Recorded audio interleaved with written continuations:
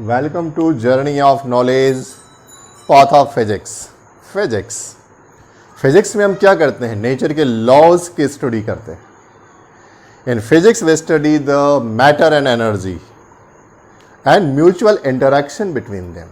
Energy का matter में, matter का एनर्जी में इंटरेक्शन कैसे होता है, ये आपस में इंटरैक्ट कैसे करते हैं। फिलहाल हम फोकस करने वाले हैं मैटर पर। तो व्हाट इज मैटर? चलिए कुछ सोचते हैं। Suppose there are two physical objects. मैं आपसे बोलूं इन दोनों में आप कंपेयर करें, इन दोनों को आप कंपेयर करें। यू कैन से इसमें एक ऐसी फिजिकल क्वांटिटी है जो इसमें कम है और इसमें ज्यादा है, और हमने उसका एक नाम दे दिया लेंथ, कि इस फिजिकल ऑब्जेक्ट की लेंथ ज्यादा है और इस फिजिकल ऑब्जेक्ट की लेंथ कम है। मतलब इन दोनों के बीच में एक ऐसी प्रॉपर्टी थी जिसे हमने क्या नाम दिया? लेंथ। तो लेंथ क्या हुई? इन फिजिकल ऑब्जेक्ट की कैरेक्टरिस्टिक्स हुई, और ये जो प्रॉपर्टी है इसे हम मेजर कर सकते हैं। तो किसी मैटर की वे प्रॉपर्टीज, वे कैरेक्टरिस्टिक्स जो मेजर की जा सकती हैं और साथ में जो लॉज ऑफ फिजिक्स को डिस्क्राइब करती है, जो फिजिक्स के लॉज को डिस्क्राइब करती है, उन्हें हम बोलते हैं physical quantity. Let's take another example. मेरे पास दो फिजिकल ऑब्जेक्ट्स हैं और मैं आपसे बोलूं इन दोनों को कंपेयर करें। आप इन दोनों को कंपेयर करके दिखाएं कि ये क्या है। तो कंपैरिजन कई प्रकार का हो सकता है, लेकिन एक कंपैरिजन ये हो सकता है कि इसका मास ज्यादा है और इसका मास कम है। इट मीन्स इस बार हमने जिस प्रॉपर्टी के बेसिस पर कंपैरिजन किया वो था मास, जो एक ऑब्जेक्ट में ज्यादा था, एक ऑब्जेक्ट में कम था। तो जो मैटर की कैरेक्टरिस्टिक्स हैं, डिफरेंट कैरेक्टरिस्टिक्स हैं, और जो लॉज ऑफ फिजिक्स को डिस्क्राइब करती हैं, वे कैरेक्टरिस्टिक्स जो लॉज ऑफ फिजिक्स को डिस्क्राइब करती हैं और मेजरेबल होती हैं, वे कहलाती है फिजिकल क्वांटिटीज। तो द फर्स्ट वर्ड हमको यहां पे इनकाउंटर हो रहा है वो है फिजिकल क्वांटिटी। तो फिजिकल क्वांटिटी मतलब कि कैरेक्टरिस्टिक्स ऑफ मैटर, और किसी मैटर में डिफरेंट टाइप की फिजिकल क्वांटिटीज हो सकती हैं और उनकी हमें स्टडी करनी है। ये वर्ड क्लियर हुआ? Physical quantity. तो what is physical quantity? All the quantities which describes the laws of physics and which are measurable are known as physical quantities, just like mass, length, area, density, speed, etc. These are physical quantities. Physical quantity मतलब characteristic of matter, right? हम matter की study कर रहे हैं, अब हमें physical quantities पे work करना स्टार्ट करते हैं। तो फिजिकल क्वांटिटीज का जो भी नॉलेज है, जो भी नॉलेज हम गेन करते हो, हम अपने सेंसेस से करते हैं। There is eye, there is nose, there is ear, tongue, screen, इससे हम नॉलेज गेन करते हैं। सपोज मैंने आपसे कहा था इन दोनों की लेंथ, तो आप इन दोनों की लेंथ कंपेयर कर सकते हैं अपनी आंखों से कि ये ज्यादा लंबी है, कम लंबी है, लेकिन एक क्वांटिटेटिव डिस्क्रिप्शन नहीं दे सकते। आप आंखों से देख के बता नहीं सकते कि दोनों के बीच में कितना अंतर होगा, या एक फिजिकल क्वांटिटी का दूसरी फिजिकल क्वांटिटी कितने टाइम्स ज्यादा है। इस केस में हमें एक स्टैंडर्ड की रिक्वायरमेंट होती है। In physics quantitative descriptions are required. To measure a physical quantity we need a standard of that quantity. इसे कुछ ऐसे समझते हैं। सपोज एक टॉप ऑफ द हिल पर, पहाड़ी के ऊपर एक एलिफेंट है और हिल के नीचे एक boy. Suppose there is a hill और यहां पर एक एलिफेंट है। मेरी ड्राइंग बहुत अच्छी तो नहीं है, काम चलाओ बना लेते हैं।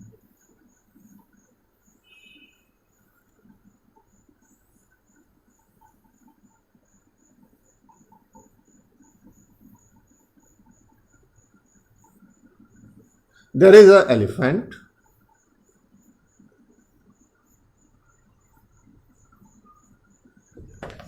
ये एलिफेंट कहां है? टॉप ऑफ द हिल पर, और इस हिल के नीचे यहां पर एक बच्चा खड़ा है।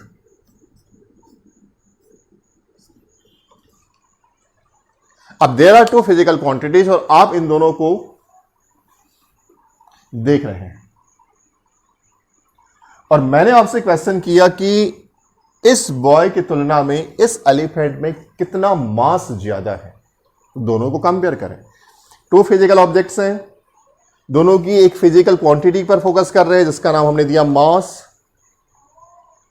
अब हम कह रहे हैं कि इसकी तुलना में इसमें मास ज्यादा कितना है। हमारी आंखें देखकर ये तो बता सकती कि एलिफेंट का मास ज्यादा है, बॉय का मास कम है, लेकिन क्वांटिटेटिव डिस्क्रिप्शन नहीं दे सकती, ये नहीं बता सकती कितना ज्यादा। इस केस में हमें कोई ना कोई एक स्टैंडर्ड लेना पड़ेगा। मान लीजिए कि मॉडर्न एरा नहीं था, बहुत प्राचीन काल था। इस केस में यहां एक स्टोन पड़ा है। हमने क्या किया, इस एलिफेंट को इस स्टोन से कंपेयर किया जो हिल के ऊपर था, और हमने कोई भी तरीका था कैलकुलेट कर लिया कि जो एलिफेंट है इसका मास 20 स्टोन है, या थोड़ा बढ़ा लेते हैं 200 स्टोन है। एलिफेंट का मास 200 स्टोन्स के इक्वल है। हमने एक साइड एलिफेंट रखा और उतने ही साइज का स्टोन रखे, 200 स्टोन्स। जो भी तरीका था मेजरमेंट का, एलिफेंट का मास 200 स्टोन्स है। इसके बाद हम बॉय के पास गए और इसको मेजर किया, तो हमें पता चला कि जो बॉय का मास है वो 20 स्टोन्स के इक्वल है। अब हमें बॉय और एलिफेंट को कंपेयर करना था, तो मास ऑफ एलिफेंट और मास ऑफ बॉय को जब हमने कंपेयर किया तो हमें पता चला इसका 200 था, इसका 20 था। इट मीन्स आंसर आया 10। तो हमने कहा कि एलिफेंट इस बॉय से 10 टाइम्स ज्यादा भारी है। If the elephant is 200 times the unit mass and the boy is 20 times, we know that the elephant is 10 times heavier than the boy. ऐसा हम कह सकते हैं। तो यहां पे हमने जो स्टैंडर्ड लिया वो था स्टोन, और स्टोन कहलाएगा unit. It is unit mass था। किसके थ्रू कंपैरिजन कर रहे थे? हम स्टोन के थ्रू कर रहे थे। तो हमने जो प्रोसेस की पूरी इट इज मेजरमेंट, और इस प्रोसेस को करने के लिए जो हमने एक स्टैंडर्ड मास, एक यूनिट मास लिया स्टोन, ये था यूनिट। यह दो चीजें हुई, एक मेजरमेंट और एक यूनिट। तो how to define measurement? To compare a physical quantity with a known physical standard quantity. To compare a physical quantity with a known physical standard quantity is called the measurement. जो unit है उसका, physical quantity का जो भी magnitude है वो हम जानते हैं, इसलिए हमने बोला है कि to compare a physical quantity with a known physical standard quantity, known physical standard quantity is called the measurement. तो जो नॉन फिजिकल क्वांटिटी क्या थी? यूनिट थी। What is unit? Unit is the quantity of definite magnitude. Unit is the quantity of definite magnitude by which the other physical quantities of the same kind are compared, are measured. Unit एक quantity है जो definite magnitude की होती है, और उसकी help से हम कंपैरिजन कर सकते हैं, मेजरमेंट्स कर सकते हैं। बट रिमेंबर वन थिंग, दोनों जो क्वांटिटीज कंपेयर की जा रही है सेम नेचर की होना जरूरी है, इसे नहीं मिस करेंगे। सेम नेचर की होना जरूरी है।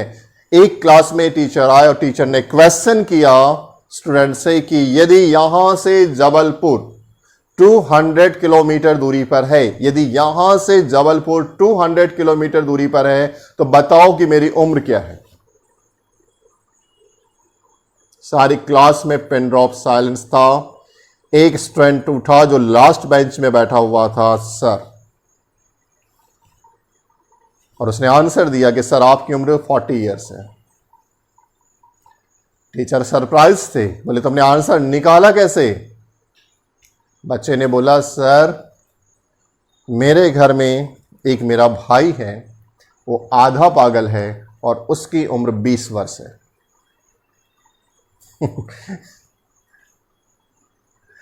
Got it? ध्यान रखें, यहां से बालाघाट 200 या यहां से जबलपुर 200 किलोमीटर दूरी पर है। ये लेंथ, ये फिजिकल क्वांटिटी लेंथ है, और मेरी उम्र कंपेयर करनी है, ये फिजिकल क्वांटिटी टाइम है। लेंथ और टाइम आपस में हम कैसे कंपेयर करेंगे? तो जब मेजरमेंट होता है तो सेम काइंड की फिजिकल क्वांटिटीज कंपेयर की जाती है, मास से मास कंपेयर किया जाता है। लेंथ से लेंथ कंपेयर की जाती है, टाइम से टाइम कंपेयर किया जाता है। तो unit is the quantity of definite magnitude by which the other physical quantities of the same kind are compared are measured. ये बात पक्की होगी, essentially the same nature as that of the quantity. अब जब हमें किसी स्टैंडर्ड यूनिट को लेने लगे, जैसे कि हमने यहां पे स्टोन को एज अ स्टैंडर्ड यूनिट लिया था, एक ऐसा स्टैंडर्ड लिया था, उसी प्रकार से हम अलग अलग फिजिकल क्वांटिटीज के लिए स्टैंडर्ड यूनिट का सिलेक्शन करेंगे।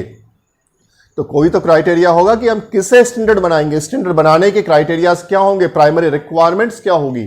तो जो स्टैंडर्ड बनाने की पहली प्राइमरी रिक्वायरमेंट है वो होता है it should be suitable size. Unit का साइज सुटेबल होना चाहिए। आप मून को as a physical unit use नहीं कर सकते, एज ए यूनिट यूज नहीं कर सकते मून को, आप किलोग्राम यूज करते हैं क्योंकि उसका साइज सुटेबल है। It should be well defined होना चाहिए, मतलब उसमें कंफ्यूजन नहीं होना चाहिए, किसी प्रकार की एम्बिग्विटी जनरेट नहीं करना चाहिए। It should be easily accessible, it should be easily reproducible, आसानी से एक्सेसिबल होना चाहिए, बहुत सारी उसकी कॉपीज बना सके, रिप्रोड्यूसेबल होना चाहिए, टाइम के साथ चेंज नहीं होना चाहिए। It should not change with time. अगर टाइम के साथ चेंज होने लगा, किलोग्राम का जो एक यूनिट है, पहले दिन गया तो कुछ और शुगर आ रही थी, सेकंड डे कुछ और शुगर आएगी, चलेगा क्या? टाइम के साथ चेंज नहीं होना चाहिए। It should not change with its physical conditions like temperature, pressure का भी इस पर असर नहीं पड़ना चाहिए। तो ये रहा, अब तक हमने जो वर्ड्स दिए हैं वो क्या क्या वर्ड्स थे? The first word is physical quantity, the second is measurement and third is unit, right. तो थोड़ा सा यूनिट को और समझें, थोड़ा सा साइंटिफिक होकर समझें।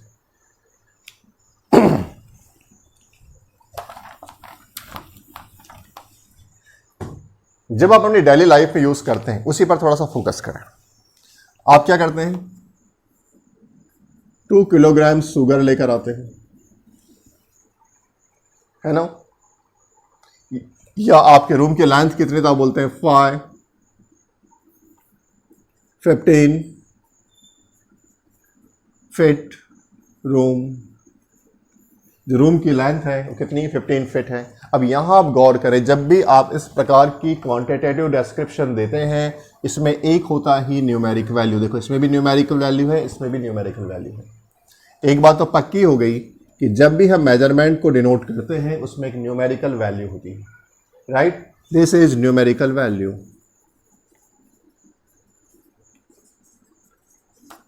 और साथ में हम यूनिट देते हैं। देखो यहां पे किलोग्राम है, यहां पे फिट है, तो दीज आर द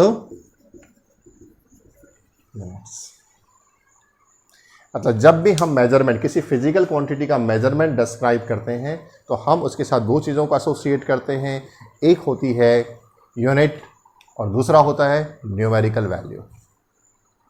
लेकिन ध्यान रखें, यूनिट और न्यूमेरिकल वैल्यू मिल करके उसका मैग्नीट्यूड बताती है। तो जो मैग्नीट्यूड होता है किसी मेजरमेंट में, मैग्नीट्यूड कॉन्सेंट्रेट, किसी मेजरमेंट में मैग्नीट्यूड कांस्टेंट होता है। फॉर एग्जांपल, पहले तो लिख लेते हैं उसको। सपोज एक न्यूमेरिकल वैल्यू है किसी मेजरमेंट के लिए, न्यूमेरिकल वैल्यू n1 और उसकी यूनिट है u1, वो इक्वल होगी। यदि हमने यूनिट बदल दिया, u2 कर दिया तो n2 बदल जाएगा, या हमने यूनिट बदल दिया तो इस n की वैल्यूज बदल जाएगी। पर ये सारा जो मैग्नीट्यूड है इनका, मेजरमेंट का जो मैग्नीट्यूड है वो हमेशा कांस्टेंट होगा, ठीक है। सपोज आपने 5 किलोग्राम शुगर ली, 5 किलोग्राम शुगर ली आपने, यहां पर न्यूमेरिकल वैल्यू कितनी है? 5, और केजी इज अ यूनिट। लेकिन जैसे ही आपने यूनिट बदल दी, उस केजी को आपने ग्राम कर दिया, किलोग्राम से ग्राम कर दिया, तो जो न्यूमेरिकल वैल्यू है कितनी हो गई? 5000। 5 किलोग्राम किसके इक्वल होगा? 5000 ग्राम के इक्वल होगा। लेकिन उस केस में यहां भी उस मेजरमेंट का मैग्नीट्यूड उतना ही, और ये भी, दोनों का मैग्नीट्यूड तो सेम है ना, वो तो अलग अलग नहीं है। आप दुकान में जाके 5 किलोग्राम शुगर बोले या 5000 ग्राम शुगर बोले, आपको शुगर तो उतनी ही मिलेगी ना। तो उस फिजिकल क्वांटिटी का मैग्नीट्यूड सेम है, लेकिन यूनिट बदलने पर एक चीज गौर करें, किलोग्राम एक बड़ी यूनिट है तो उसके साथ न्यूमेरिकल वैल्यू कैसी आ रही? छोटी। ग्राम एक छोटी यूनिट है, उसका न्यूमेरिकल वैल्यू कैसी आ रही? बड़ी।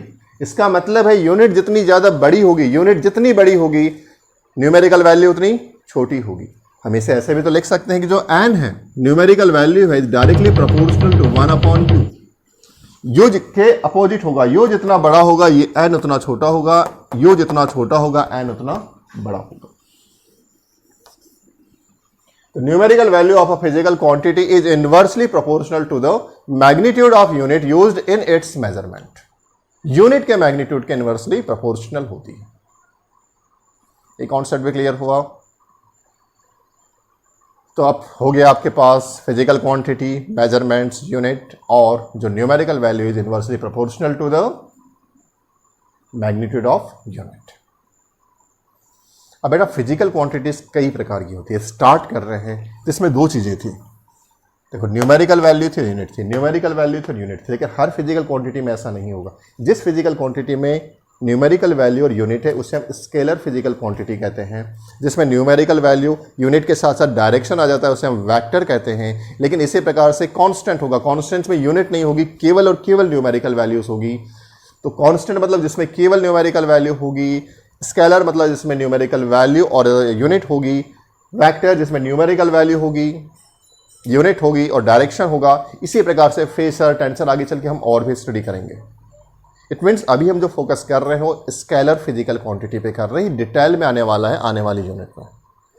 तो फिलहाल इस पर हम टाइम नहीं लेंगे और आगे चलेंगे। अब जब हमने सीख लिया कि भाई फिजिकल क्वांटिटीज को मेजर किया जाता है, फिजिकल क्वांटिटी कैरेक्टरिस्टिक्स है, कैरेक्टरिस्टिक्स किसकी, मैटर की है। तो जब हमें मेजरमेंट करना होता है तो अलग अलग कंट्रीज में डेवलपमेंट के साथ साथ अलग अलग सिस्टम्स डेवलप हो गए कि उनके यहाँ अलग अलग चीज़ों के लिए कौन कौन सी यूनिट्स यूज़ की जाती थी। जो मोस्ट कॉमन चीज़ें होती है वो तीन होती हैं। आप वेट मेजर करते हैं, वेट मतलब मास करते हैं, और मैं डिस्कस करूंगा वेट एंड मास पे। मास मेजर करते हैं, लेंथ मेजर करते हैं और टाइम मेजर करते हैं। तो इसके आधार पर अलग अलग कंट्रीज में अलग अलग सिस्टम्स बने। एक सिस्टम बना था, इसका नाम था सीजीएस सिस्टम। सीजीएस नाम से पता चल रहा है, सीजीएस ये बेसिकली एक फ्रेंच सिस्टम है, जिस मतलब कि फ्रांस में यूज किया जाता था। और उन लोग क्या करते थे, C for centimetre, G for gram, S for second. C centimetre, centimetre मतलब किसको नापेगा, लेंथ के लिए, ग्राम मास के लिए, और एस सेकंड के लिए। इसका एक एक्सटेंडेड वर्जन भी था जिसे हम एमकेएस कहते हैं। सीजीएस का एक एक्सटेंडेड वर्जन होता है एमकेएस, लेंथ के लिए मीटर, मास के लिए किलोग्राम और टाइम के लिए second. MKS metre, kilogram, second, centimetre, gram, second, CGS, MKS. तो एमकेएस क्या था, एक्सटेंडेड फॉर्म ऑफ सीजीएस था। फिर ब्रिटिश सिस्टम था एफपीएस, फुट। लेंथ के लिए उनकी यूनिट थी फुट, मास के लिए थी पाउंड और टाइम के लिए थी सेकंड, फुट, पाउंड, सेकंड। अलग अलग कंट्रीज ने अपने अपने मेजरमेंट के लिए अलग अलग सिस्टम बनाए, बढ़िया काम कर रहे थे। प्रॉब्लम कब शुरू हुई, जब आपस में इन लोगों का इंटरेक्शन स्टार्ट हुआ, जब ग्लोबलाइजेशन स्टार्ट हुआ और सारी दुनिया एक छोटा सा गांव बन गई। इस केस में अब डिफरेंट कंट्रीज आपस में नॉलेज शेयर कर रही है, अलग अलग कंट्रीज के साइंटिस्ट आपस में बैठ के बातें कर रहे हैं, इकोनॉमिक्स काम कर रही है, ट्रेड्स स्टार्ट हो गए हैं। उस कंडीशन में अलग अलग यूनिट्स हेडेक बन गई। अब इस प्रॉब्लम को सॉल्व करने की रिक्वायरमेंट थी कि हर कंट्री के अपने सिस्टम्स, हम तो डिस्कस 3 पे कर रहे हैं, ऐसे हजारों सिस्टम रहे होंगे। इंडिया में जाएं तो फिर एक अलग ही सिस्टम था जो अपना प्राचीन भारत होता था उसमें। तो बहुत सारी जब प्रॉब्लम्स क्रिएट होने लगी तो उन्होंने डिसाइड किया भाई कि ऐसा नहीं चलेगा, कुछ कॉमन सिस्टम होना चाहिए। देन एक बॉडी एग्जिस्टेंस में आई जिसका नाम था CGPM। एक बॉडी एग्जिस्टेंस में, इसका नाम क्या था, CGPM, general conference on weight and measures. General conference on weight and measure ये एब्रीविएशन है आपके एक फ्रांसीसी वर्ड का कि कॉन्फ्रेंस जनरल डेस पॉइंट्स एट मेजर, जैसे CGPM अपन शॉर्टकट कहते हैं। खैर उसके डिटेल पर, उसके हिस्ट्री पे नहीं जाना है, बस हमें एक उस मीटिंग की बात करनी जो 1971 में हुई। 1971 में CGPM ने एक मीटिंग ऑर्गेनाइज किया और जिसमें बोला कि हमें अलग अलग फिजिकल क्वांटिटीज़ की जो डिफरेंट यूनिट्स हैं और यूनिट सिस्टम्स हैं उसके लिए कुछ ना कुछ सॉल्यूशंस निकालने होंगे। और तब एग्जिस्टेंस में आया SI system. SI system international system of unit कहलाता है। ये जो सिस्टम अडॉप्ट किया गया पूरी दुनिया के लिए किया गया। सारी दुनिया में अब मेजरमेंट की जो यूनिट्स होंगी वो एक जैसी होंगी।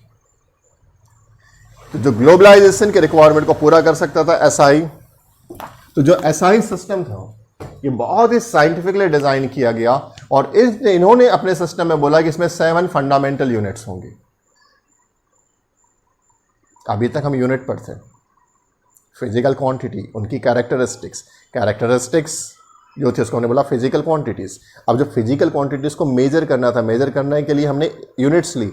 अब बात करें अलग अलग स्टैंडर्ड यूनिट्स की, तो अब आ गई जो यूनिट्स थी उसमें से फंडामेंटल यूनिट्स और डेराइव्ड यूनिट्स। अब इसे समझते हैं। तो हमने कहा है कि एसआई सिस्टम में, बेटा ध्यान से समझना है इसको, बहुत ही सिंपल है, बहुत बड़ी चीज़ नहीं है। एसआई सिस्टम में 7 फंडामेंटल यूनिट्स होती हैं। 7 फंडामेंटल यूनिट्स होती हैं, ठीक है, और 2 सप्लीमेंट्री यूनिट्स होती हैं। हमने कहा है 7 फंडामेंटल यूनिट्स होती हैं एंड 2 सप्लीमेंट्री यूनिट्स होती हैं। सप्लीमेंट्री यूनिट्स होती है मतलब कि आ रहे हैं, समझाते हैं। सप्लीमेंट्री यूनिट्स होती है और इसके अलावा अनलिमिटेड डेराइव्ड यूनिट्स होते हैं। अनलिमिटेड डेराइव्ड यूनिट्स होते हैं मतलब इस पूरे एग्जिस्टेंस को, इस पूरे ब्रह्मांड की सारे फिजिकल ऑब्जेक्ट्स की सारी फिजिकल क्वांटिटीज को 3 कैटेगरीज में डिवाइड कर दिया गया। 7 फंडामेंटल यूनिट्स, 2 सप्लीमेंट्री यूनिट्स और बाकी के जितनी बच गई सारी डेराइव्ड यूनिट्स, ठीक है। तो सबसे पहली बात आती है फंडामेंटल यूनिट्स क्या होती हैं और कौन कौन सी। देखिए, फंडामेंटल यूनिट्स वे हैं जो अपने आप में कंप्लीट हैं, ये किसी पर डिपेंड नहीं करती और ये किसी दूसरे में चेंज नहीं की जा सकती। बेस यूनिट भी कहा जाता है, फंडामेंटल यूनिट भी कहा जाता है। The quantities which are independent of each other और which cannot be converted into each other are called fundamental quantities and their units are called fundamental units। अभी एक एग्जाम्पल दिया था कि लेंथ और टाइम आपस में चेंज नहीं किए जा सकते। सपोज मेरे पास एक स्केल है और मेरे पास एक स्केल है और जिसकी जो लेंथ है वो मान लीजिए 7 इंच है। स्केल की लेंथ 7 इंच है और मैं आपसे बोलूं इसका वेट बताएं, इसका मास बताएं कितना है, आप नहीं दे सकते क्योंकि जो लेंथ है ये मास में कन्वर्ट नहीं की जा सकती है।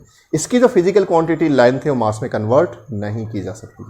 अच्छा, अगर मुझे इसकी लेंथ बतानी तो मैंने डायरेक्टली बोल दिया कि 7 इंच है। लेंथ मुझे डिस्क्राइब करने के लिए किसी अदर फिजिकल क्वांटिटी की रिक्वायरमेंट नहीं होती है। That's why fundamental, that's why independent. अगर मुझे मास को डिस्क्राइब करना है तो मैं मास मेरा लिखना सफिशिएंट है, टाइम को लिखने के लिए टाइम लिखना सफिशिएंट है। तो हमने जब अडॉप्ट किया तो देखा कि 7 फंडामेंटल क्वांटिटीज ऐसी हैं जिन्हें जिन्हें जिन्हें without any other physical quantity हम डिस्क्राइब कर सकते हैं, ठीक है। तो ये थी, पहली थी mass, time, electric current, thermodynamic temperature, amount of substance and luminous intensity. कितने हुई? 7। अच्छा, इन फंडामेंटल क्वांटिटीज की जो यूनिट थी, स्टैंडर्ड यूनिट थी, उन्हें बोला गया फंडामेंटल यूनिट्स। फंडामेंटल क्वांटिटीज के स्टैंडर्ड यूनिट्स को फंडामेंटल यूनिट्स बोला गया और उनके लिए स्टैंडर्ड सिंबल्स दे दिए गए। अब हम देखते हैं 7 फंडामेंटल क्वांटिटीज कौन कौन सी है, उनके यूनिट्स कौन कौन सी और सिंबल्स कौन कौन से, ठीक है। कैप्स स्मॉल का, अपर केस का, लोअर केस का ध्यान रखिएगा सिंबल्स के केस में। The first is mass, SI unit is kilogram, symbol is KG. Length, SI unit is metre, symbol is m। Time, symbol is second, SI unit is second, symbol is S. Electric current, ampere, symbol is capital E. Thermodynamic temperature, unit is Kelvin, symbol is capital K. Amount of substance, standard unit is mole, symbol is MOL, lowercase में. Luminous intensity, SI unit is candela, symbol is CD. CD compact disc नहीं, candela, CD। कितनी हो गई? 7 physical quantities. अब इस 7 physical quantities कहां से आई और कहां यूज करने वाले हैं? पिछले लेक्चर से मैंने आपको बोला था फिजिक्स की डिफरेंट ब्रांचेस हैं, क्लासिकल फिजिक्स, मॉडर्न फिजिक्स, फिर क्लासिकल भी अलग अलग था। सबसे पुरानी फिजिक्स जो थी उसको हमने क्या बोला था? Classical physics. और उसमें भी सबसे पहले क्या पढ़ते थे? मैकेनिक्स। और 11th का जो सिलेबस स्टार्ट होगा वो भी मैकेनिक्स से स्टार्ट होगा। तो सबसे पहले बात करते हैं मैकेनिक्स के लिए। तो मैकेनिक्स के लिए इन 7 में से केवल 3 फिजिकल क्वांटिटीज से काम चल जाता है। तो जो मैकेनिक्स है, मैकेनिक्स में आपको 3 फिजिकल क्वांटिटीज लगने वाली है, लेंथ, मास एंड टाइम। जैसे जैसे आपका 11th का सिलेबस आगे बढ़ेगा तब स्टार्ट होगा थर्मोडायनामिक्स। तो हीट एंड थर्मोडायनामिक्स के लिए हमको इन तीनों के अलावा 2 नई फिजिकल क्वांटिटीज पे वर्क करना पड़ेगा, और वो होगी temperature and amount of substance. Temperature and amount of substance. Mechanical में 3, लेंथ, मास, टाइम। ठीक है, हीट एंड थर्मोडायनामिक टेम्परेचर जब स्टार्ट करेंगे तो इन तीनों के अलावा 2 और लेंगे, temperature and amount of substance. जब 12th में जाएंगे तब हम इलेक्ट्रिसिटी और मैग्नेटिज्म की स्टडी करेंगे। उस केस में हमें एक नया स्टैंडर्ड क्वांटिटी, फिजिकल क्वांटिटी लेनी पड़ेगी, करंट, इन 3 बेस क्वांटिटीज के अलावा। इसी प्रकार से जब हम लाइट की स्टडी करेंगे 12th में, ऑप्टिक्स जब हम स्टार्ट करेंगे तब एक नई फिजिकल क्वांटिटी आएगी, ल्यूमिनस इंटेंसिटी। तो मैकेनिक्स से 3 आ गई, फिर 2 और जुड़ गई, किससे? हीट एंड थर्मोडायनामिक टेम्परेचर से, तो 5 हो गई। करंट के लिए एक आगे 6 हो गई, और लाइट के लिए एक आगे से 7 हो गई। तो 7 फंडामेंटल फिजिकल क्वांटिटीज हैं। ये अपने आप में मैजिक है। दुनिया की सारी फिजिकल क्वांटिटीज इनकी हेल्प से डिराइव की जा सकती है, और इसने फिजिक्स का काम आसान कर दिया। जैसे कि म्यूजिक में केवल 7 सुर होते हैं, और इन 7 सुरों से हम दुनिया के कई प्रकार के सुर बना सकते हैं। एग्जैक्टली ये जो 7 फंडामेंटल फिजिकल क्वांटिटीज है, ये फिजिक्स के 7 सुर हैं। हर एक फिजिकल क्वांटिटी को हम इनकी हेल्प से डिस्क्राइब कर सकेंगे। ठीक है, अब इसमें से मैकेनिक्स के लिए मैंने आपसे बोला था 3, मास, लेंथ एंड टाइम। तो अपन सबसे पहले बात करते हैं मास की। थोड़ा सा डिस्कशन करेंगे, हालांकि मास पे अगर डिटेल डिस्कशन करने जाएं तो 5 से 6 लेक्चर लग जाएंगे। पहले हम बात करते हैं मास की। इस पे थोड़ा सा कंफ्यूजन भी ज़्यादा है, क्योंकि डेली लाइफ में हम वेट और मास को एक जैसा लेके चलते हैं, लेकिन फिजिक्स में ऐसा नहीं होगा। तो सबसे पहली बात आती है कि मास क्या है। तब हम तो एक चीज़ बोल ही सकते हैं भाई कि it is fundamental property of the object. Object की फंडामेंटल प्रॉपर्टी होती है मास। आगे और बताएं, quantity of matter in body. Mass of a body is defined as the quantity of matter in a body which can never be zero. एक primary definition है। किसी matter, किसी ऑब्जेक्ट में अमाउंट ऑफ मैटर कितना है, quantity of matter कितना है, मास describe करता है। ठीक है, सपोज मेरे पास एक फिजिकल ऑब्जेक्ट है। इस फिजिकल ऑब्जेक्ट का अपना एक मास है, मतलब इसमें क्वांटिटी ऑफ मैटर, इसमें मैटर है ना, मैटर से बना हुआ है। क्वांटिटी ऑफ मैटर, जो इसकी क्वांटिटी ऑफ मैटर, इसको हमने मास बोला। मैं भी अर्थ में हूं तब भी क्वांटिटी ऑफ मैटर उतना ही होगा। मैं यहां से जंप करके मून में चला जाऊं, मान लो चला जाऊं, इमेजिन करिए, power of imagination is more powerful than knowledge.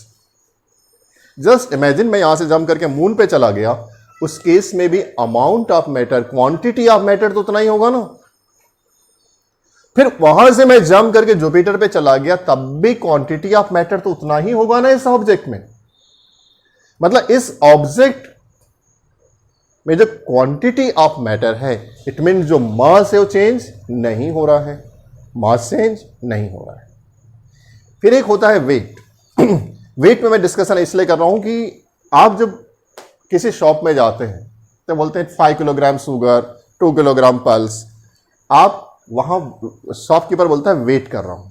Wait मतलब वजन कर रहा हूं, लेकिन ध्यान रखें वेट क्या है। अगर मैंने इसे यहां रखा तो इस ऑब्जेक्ट पर एक फोर्स लगा रही है अर्थ। अर्थ इसको अपनी ओर खींच रही है और ये अर्थ को अपनी ओर खींच रहा है, और ये नीचे एक फोर्स लगा, इससे नीचे आ गया। अर्थ ने जितना इस पर फोर्स लगाया वो वेट है। तो वेट एक फोर्स है, इसलिए मास की यूनिट किलोग्राम है, लेकिन वेट की यूनिट न्यूटन है। राइट। तो एक्चुअली जब आप क्वांटिटी ऑफ मैटर को मेजर करते हैं तो आप मास मेजर करते हैं, आप वेट मेजर नहीं करते। लेकिन हमें शॉपकीपर को जाकर फिजिक्स नहीं समझानी है, खुद समझनी। राइट। तो ये क्लियर होगा कि weight is a different thing and mass is a different thing. यदि मैं यहां पर हूं तो अर्थ इसको जिस ताकत से खींच रहा होगा, जब मैं जंप करके चले जाऊंगा मून पे तो मून का मास कम है, उसका अट्रैक्शन फोर्स कम हो जाएगा, कम ताकत से खींच पाएगा, मतलब वहां पर इसका वेट कम हो जाएगा। जब मैं जुपिटर पे जाऊंगा तो अर्थ और मून की तुलना में और भी ज्यादा जोर से खींचेगा, उसकी मास ज्यादा है, वहां पे वेट और ज्यादा हो जाएगा। इट मीन्स मास वेरी करता है, सॉरी वेट वेरी करता है पर मास वेरी नहीं करता है। ठीक है, लेकिन मैंने बोला ये प्राइमरी नॉलेज है। जैसे जैसे आप ग्रो करते हैं, जैसे जैसे आप किसी सब्जेक्ट में बड़े होते हैं, नॉलेज और भी ज़्यादा अनफोल्ड होता है। जैसे जब छोटे थे तो मम्मा ने बोला था, मून को पूछा था क्या है, तो आपको बोला मामा, चंदा मामा। जब आप हायर क्लासेस में गए तब बताया गया सैटेलाइट है, क्योंकि नर्सरी के बच्चे को नहीं बताया जा सकता था कि वो सैटेलाइट है, उसको मामा समझ में आता था, मामा बोला। हमें भी जब लोअर क्लासेस में होते हैं 10th तक कई टॉपिक्स में मामा बना दिया जाता है, और बहुत सारा प्राइमरी नॉलेज होता है, उसको लेकर हम आगे बढ़ते हैं। लेकिन जैसे जैसे हमारी स्टडीज आगे बढ़ती है, हायर लेवल पे बहुत सारे कॉन्सेप्ट आपको नए आने लगते हैं जो पिछले कॉन्सेप्ट को ओवरलैप करते चले जाते हैं। तो बी केयरफुल। एक बात ध्यान रखना, अभी मैंने मास की बात की थी, एक होगा रिलेटिविस्टिक मास। रिलेटिविस्टिक मास जो होगा, इसके लिए एक फॉर्मूला होगा, m equals to m naught upon root में लेंगे 1 माइनस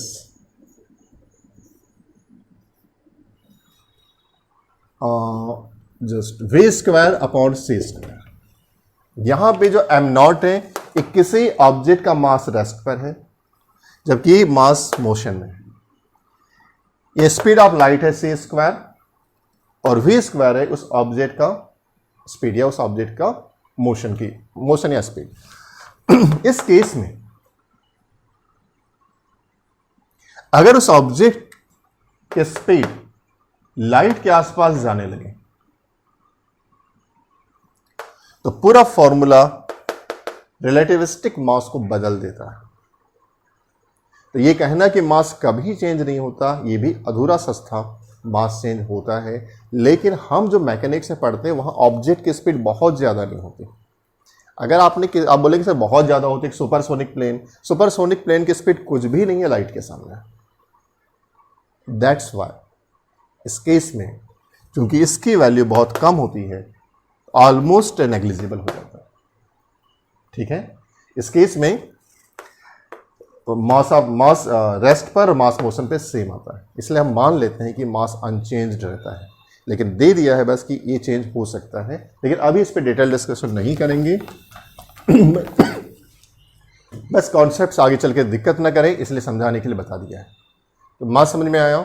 फिर सेकंड मैकेनिक्स में क्या पढ़ेंगे, लेंथ। लेंथ क्या होती है? लेंथ टू पॉइंट्स के बीच का डिस्टेंस या किसी ऑब्जेक्ट का size. How to define length? Length is a term used to identify the size of object और the distance between two points. Length बहुत इजीली समझ में आ जाता है। फिर होता है time. What is time? Time is what a clock reads.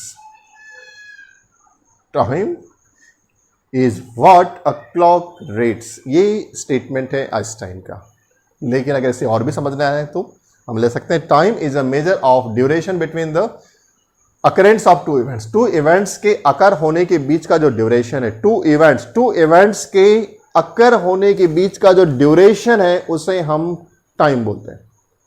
एक इवेंट हुआ, सनराइज हुआ, और कुछ ड्यूरेशन के बाद अगेन फिर सनराइज हुआ, तो एक सनराइज से दूसरे सनराइज के बीच का जो ड्यूरेशन है उसे हमने नाम दे दिया डे। एक बार विंटर आया और कुछ ड्यूरेशन के बाद फिर से विंटर आया, तो एक विंटर से लेकर दूसरे विंटर के बीच का जो ड्यूरेशन था उसे हमने एक नाम दे दिया, ईयर। राइट? तो टू इवेंट्स के अकर होने के बीच का जो ड्यूरेशन है उसे हमने क्या बोला? टाइम। तो फिलहाल 3 फिजिकल क्वांटिटीज पे काम करना है। First is mass, second is length, third is time. तो 7 फंडामेंटल यूनिट्स 7 फंडामेंटल यूनिट्स में 3 हम मैकेनिक्स में यूज करेंगे। 7 के अलावा 2 supplementary units. Supplementary units support के लिए दी गई हैं। ये होती हैं, पहली है angle. Angle, what is angle? सभी पढ़कर आए हैं 10 तक।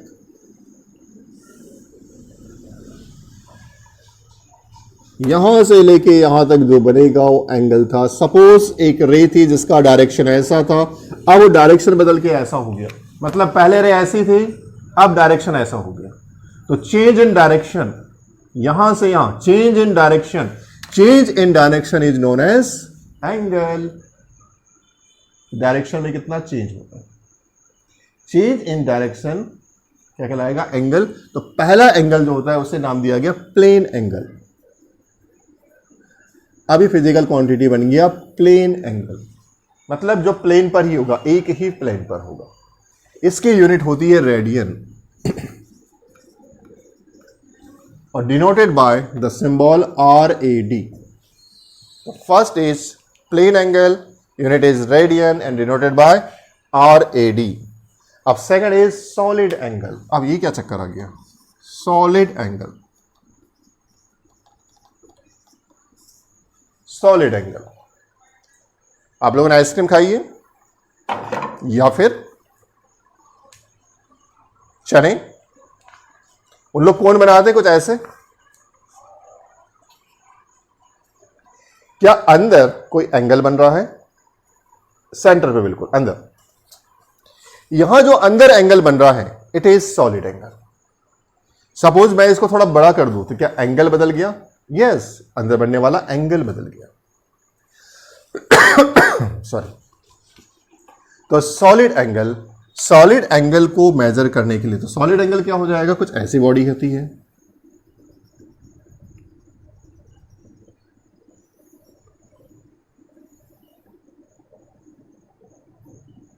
यहां जो एंगल बन रहा है दिस इज सॉलिड एंगल, मतलब 3D होगा। तो सॉलिड एंगल की जो यूनिट होगी steradian, steradian denoted by SR। तो 7 फिजिकल क्वांटिटीज के अलावा 2 supplementary quantities. First is plane angle and second is solid angle. The unit of plane angle is radian denoted by RAD and the unit of solid angle is steradian denoted by SR. Now the time for derived units. हमने कहा था कि 7 fundamental quantities से हम universe की existence के सारी physical quantities को डिफाइन कर सकते हैं, डिस्क्राइब कर सकते हैं। चूंकि ये फंडामेंटल क्वांटिटी पर डिपेंड करती हैं, चूंकि ये फंडामेंटल क्वांटिटी से डिराइव की जाती है, that's why they are known as derived physical quantity, और इनकी यूनिट कहलाएगी derived unit. Unit of all other quantities में be obtained by some combination of the fundamental units. These units are called derived units. Often derived units are given a name. अक्सर उनको कोई नाम दे दिया जाता है। समझें इसको, पहले इकट्ठे कॉम्प्लेक्स नहीं करेंगे, ग्रेजुअली समझेंगे। सपोज मैं आपसे बात करूं एरिया की,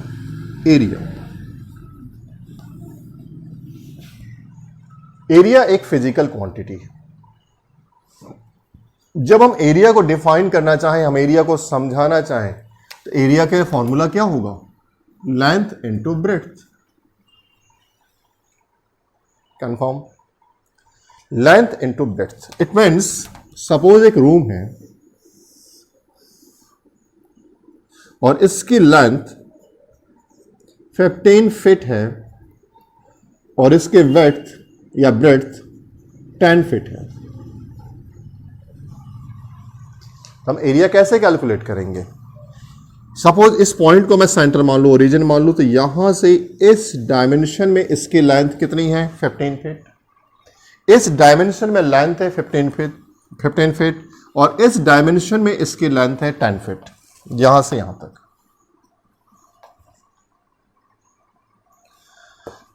जो अगर इसको एक्स एंड वाई नामकरण कर दें, इनका नॉमिनेशन कर दें, तो एक्स डायरेक्शन में जो लेंथ थी उसको हमने लेंथ कहा, पर जो वाई डायरेक्शन में लेंथ थी उसको हमने ब्रेड्थ कहा, लेकिन अल्टीमेटली वो लेंथ है। मतलब कि एरिया फिजिकल क्वांटिटी को डिफाइन करने के लिए, एरिया फिजिकल क्वांटिटी को डिस्क्राइब करने के लिए हमें लेंथ फिजिकल क्वांटिटी के 2 डायमेंशंस यूज करने पड़ते हैं। Length physical quantity of X direction and length physical quantity of Y direction. It means area को हम किससे डिस्क्राइब कर रहे हैं? लेंथ से। लेंथ फंडामेंटल फिजिकल क्वांटिटी हुई और area derived physical quantity. Exactly होगा वॉल्यूम के लिए। वॉल्यूम में तीन चीजें आ जाएगी, length into breadth into height. इस रूम में कितनी एयर है पता करनी है, इसका वॉल्यूम निकालना है। इस केस में कहानी तो कुछ वैसी ही होगी। अब चूंकि आपको वॉल्यूम का मेजरमेंट करना है तो आपको तीनों चीजें लगने वाली है। सपोज मैं इस ओरिजिन को ले लूं तो मुझे एक्स डायरेक्शन की लेंथ भी मेजर करनी पड़ेगी, मुझे वाई डायरेक्शन की लेंथ भी मेजर करनी पड़ेगी और मुझे जेड डायरेक्शन की लेंथ भी मेजर करनी पड़ेगी। इसका मतलब है मैं लेंथ के कितने डायमेंशंस यूज करूंगा? 3। तो लेंथ, ब्रेड्थ एक अनदर डायमेंशन है लेंथ का और हाइट अनदर डायमेंशन है लेंथ का। इट मीन्स मुझे वॉल्यूम को अगर डिफाइन करना है तो मुझे किस पर डिपेंड करना पड़ेगा? लेंथ पर। किस पर डिपेंड करना पड़ेगा? लेंथ पे। तो volume physical quantity, fundamental quantity length पर डिपेंड करती है। एक और देखते हैं, सपोज स्पीड एक फिजिकल क्वांटिटी होती है। स्पीड जो आप पढ़कर आए हैं वही एग्जांपल ले रहे हैं अभी। स्पीड इक्वल्स टू क्या होता है? Distance upon time. Distance upon time. Distance upon time. अब ध्यान दीजिए बेटा, डिस्टेंस मतलब क्या है? लेंथ। डिस्टेंस क्या है? लेंथ। और टाइम तो टाइम है। तो यहां पे दो फिजिकल क्वांटिटीज हैं। कौन कौन से? Distance and length. लेंथ और टाइम। तो जो स्पीड है, स्पीड फिजिकल क्वांटिटीज लेंथ और टाइम पर डिपेंड करती है और उनकी हेल्प से हम समझा सकते हैं। यह मैं बात करूं डेंसिटी की। डेंसिटी का फॉर्मूला क्या होता है? Mass upon volume.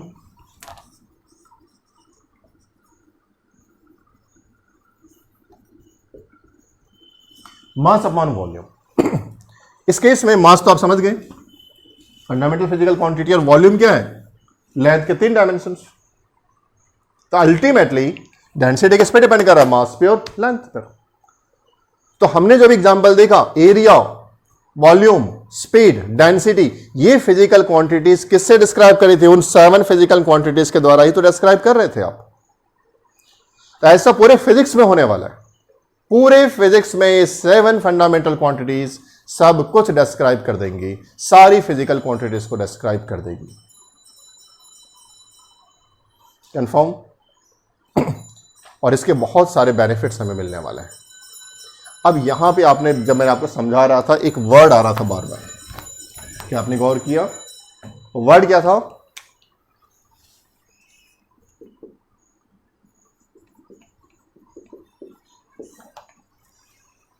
Dimension. What is dimension? बहुत बहुत बहुत इंपॉर्टेंट कॉन्सेप्ट्स हैं।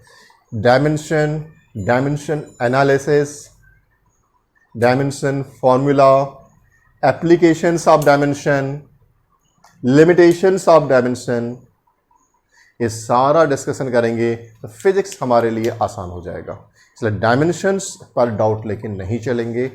अब स्टार्ट करेंगे डायमेंशन, लेकिन पहले इस लेक्चर को आराम से देख लें। नेक्स्ट लेक्चर पूरी तरह से डेडिकेटेड होगा डायमेंशंस के लिए। तब तक के लिए study study study and again study. Thank you, all the best.